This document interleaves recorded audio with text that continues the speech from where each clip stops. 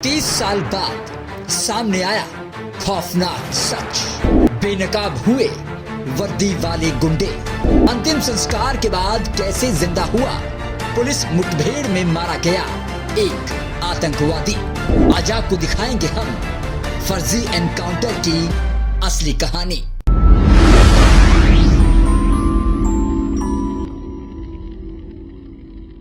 अगर कुछ पुलिस वाले या पुलिस अधिकारी ये सोचते हैं कि उनके द्वारा किए जा रहे गुनाहों को कोई देख नहीं रहा, तो ये वहम वो छोड़ दे, क्योंकि आज की ये खबर ये बताने के लिए काफ़ी है कि चाहे 5 साल बीत जाएं या 10 साल या 20 साल, 30 साल के बाद भी गुनाहों की सज़ा ज़रूर मिलती है। आप देख रहे हैं द खबरसार, मैं हूं आपके साथ ठाकुर अमनदीप सिंह। आज की ये कहानी भी कुछ ऐसी ही है। कुछ वर्दी वाले गुंडे हैं और कुछ पीड़ित हैं। हमारे साथ मौजूद हैं एडवोकेट प्रदीप विर्क जी। सबसे पहले स्वागत करेंगे सर, बहुत स्वागत है आपका। शुक्रिया जी।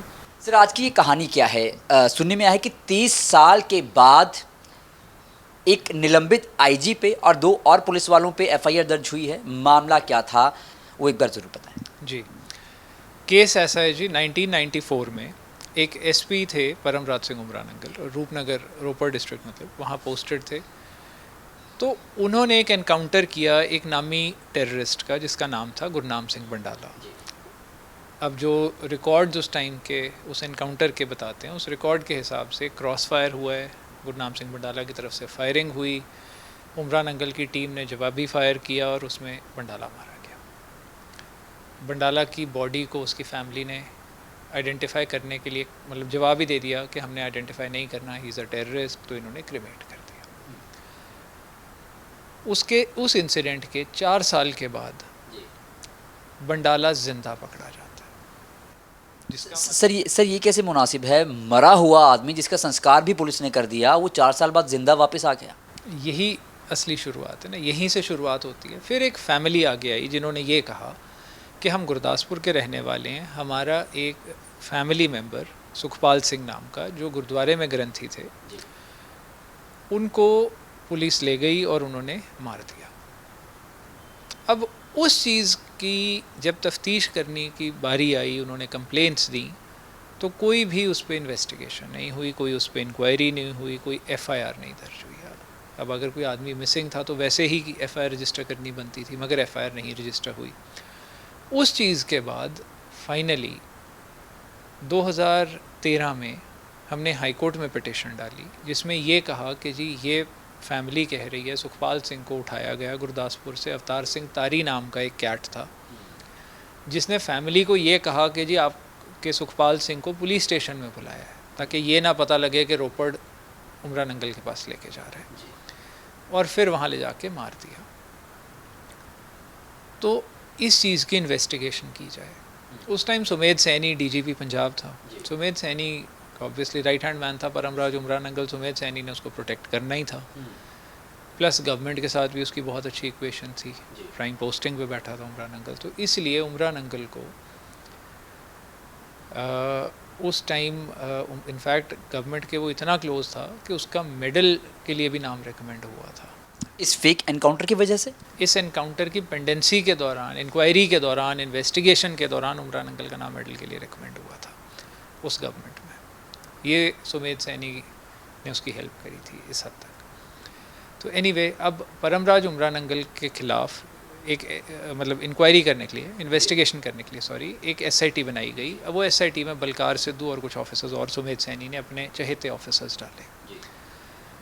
अब सुमेध सैनी देखिए डीजीपी जो सीबीआई इन्वेस्टिगेशन फेस कर रहा था, वो भी इनोसेंट लोगों को पर्सनल दुश्मनी के लिए एलिमिनेट करने के लिए एसआईटी बनाई जिसमें बलकार सिद्धू को डाला गया जो खुद 3 साल के लिए कन्विक्ट हो चुका है और उस टाइम भी उसके खिलाफ सीबीआई की इन्वेस्टिगेशन चल रही थी इसी तरह किसी गायब होने के लिए इंसान की जिसकी बॉडी भी नहीं मिली। सर, बलकार सिद्धू वही है जो फिर एसटीएफ में भी रहे हैं? बिल्कुल। सो ऐसे ऑफिसर जब एसटीएफ में होंगे एज आईजी, तो आप क्या एक्सपेक्ट करते हैं?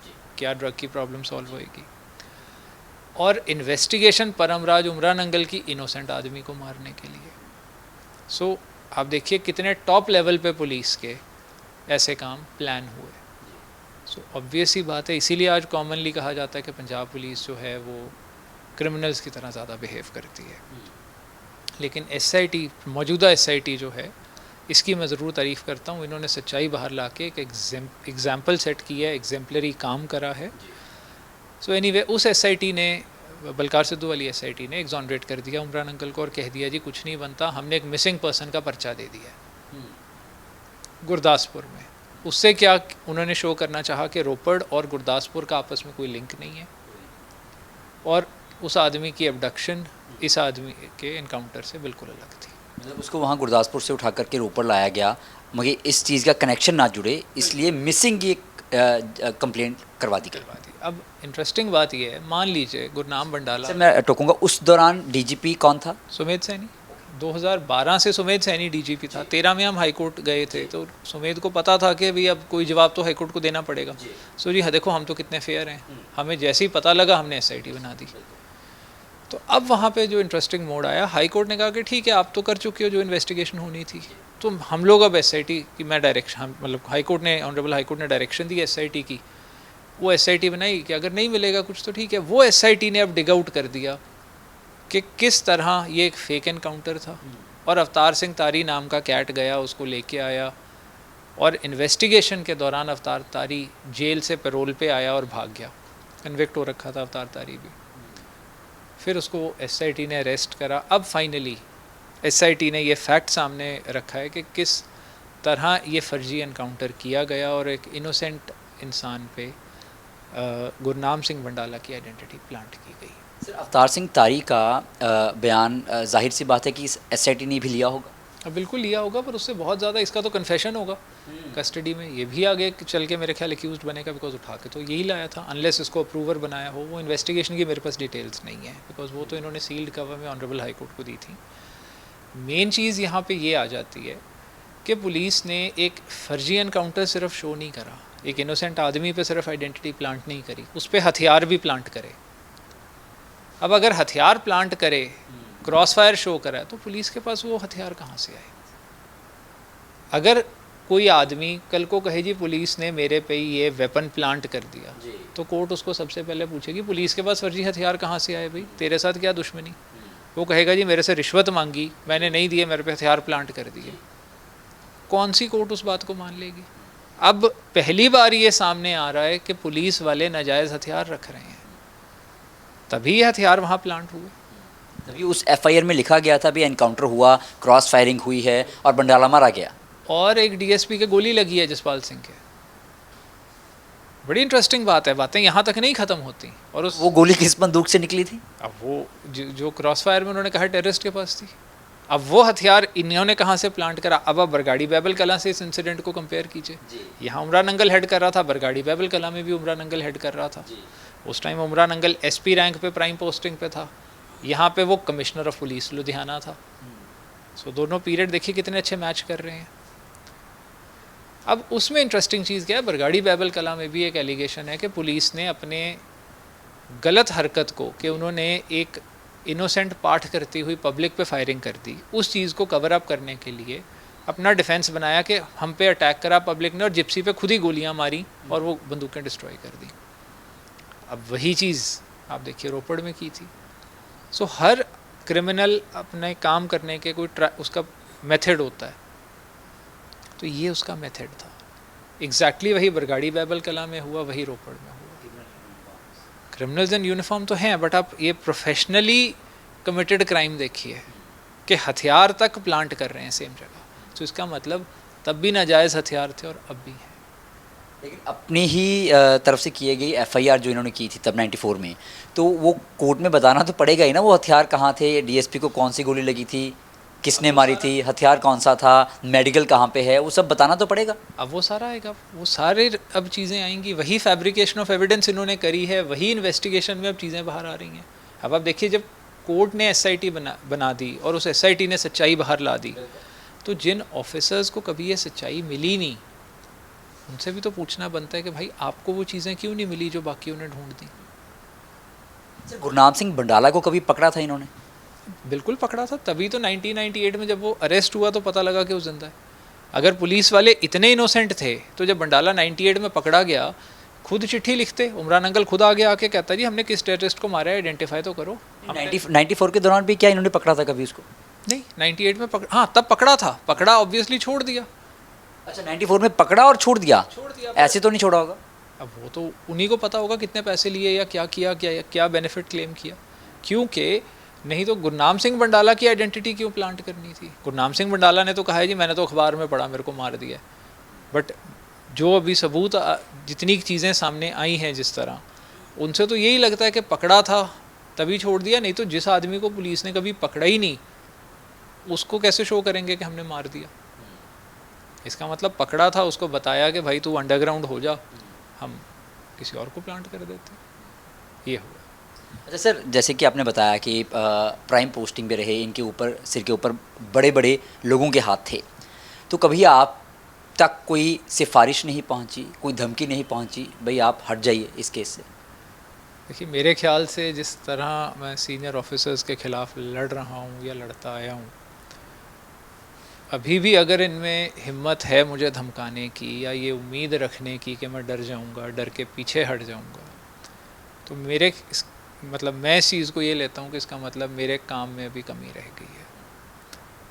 और बाकी गुरु गोबिंद सिंह जी ने कहा है, जे तो प्रेम खिलन का चाहो, सिर तर तरी गली मुरियाओ, इस मार्ग पैर तरीजे, सिर दीजे कांड न कीजिए। तो इस रास्ते पे चलते हुए डर नहीं होता मन में।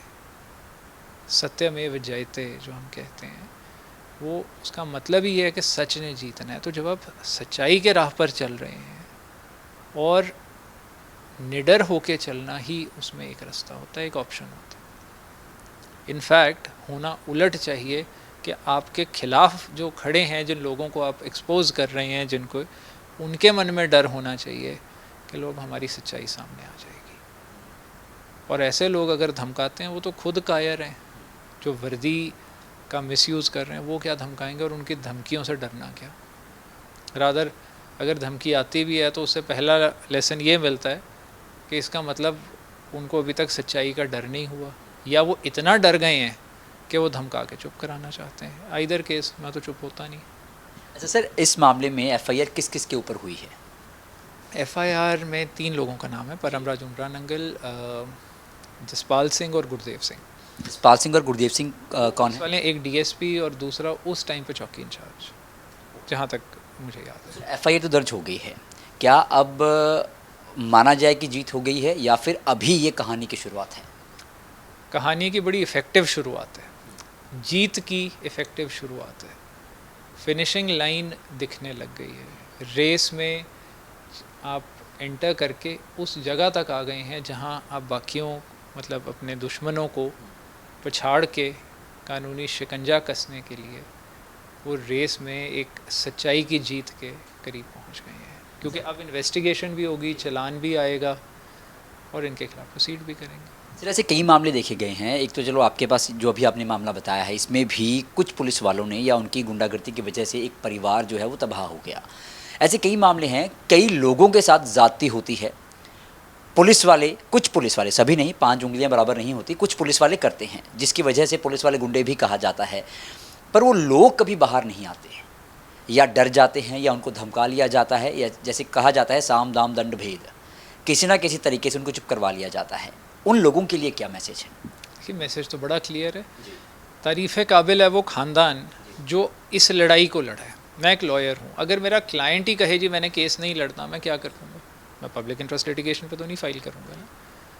तो इस कारण ये फैमिली, मैं तो एट बेस्ट क्या कर सकता था, उन्हें कह सकता था जी मैं आपसे फ़ी कुछ नहीं लूँगा क्योंकि कॉज के लिए लड़ना है। मैंने कोई फ़ी नहीं ली, लेकिन उन्होंने वो हिम्मत रखी कि वो झुके नहीं, वो प्रेशर में नहीं आए। काबिल तारीफ़ या एक एग्ज़ाम्पल तो उस फैमिली ने सेट करी कि जी हमारा आपने एक फैमिली मेम्बर मारा है, हम आखिर तक लड़ेंगे, हमारा भगवान में विश्वास है।